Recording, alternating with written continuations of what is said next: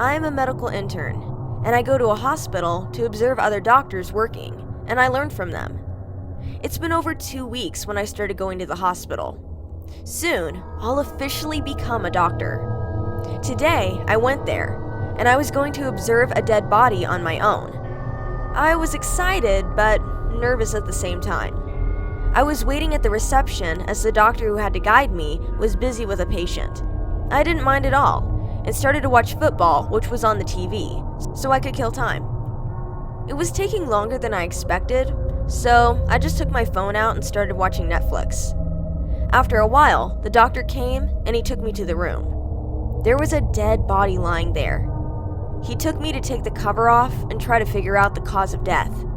He left the room, and I was there alone with the dead body. I didn't know what to do, and honestly, being in a room alone with a dead body was freaking me out because of all those movies. I took a step forward and was right next to the body now. I took the cover off and gasped. It was a bald, middle-aged man who looked in his mid-20s to me. I noticed that his skin was pale white. I put on gloves and held his arm. His skin was hard as a stone. I looked around his body but couldn't really figure out anything. I was looking for a wound or something, but maybe he died from some kind of disease. I checked his pulse as I didn't know what else to do, so now I was just killing time. I noticed something on his neck, something red. I leaned forward to take a look, and when my head was right in front of his neck, the veins in his neck started to pump, and he started screaming and choking me.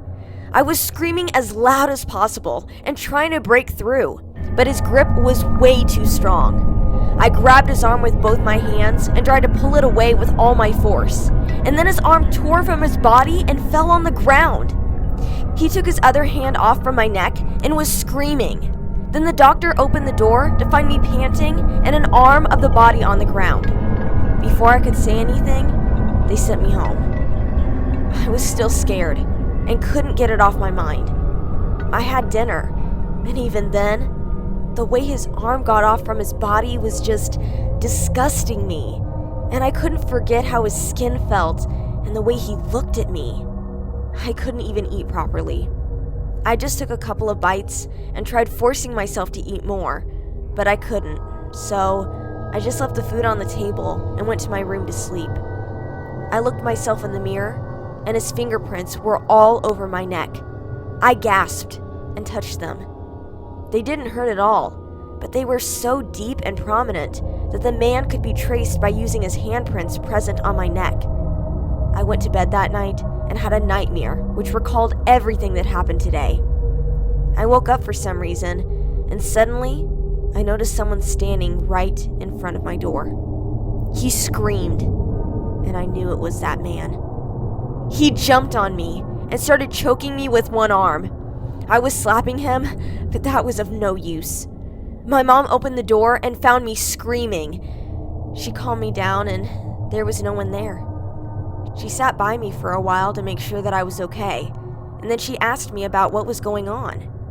I just told her that I had a nightmare, and after a while, I started feeling sleepy, and so she left the room, and I tried sleeping again.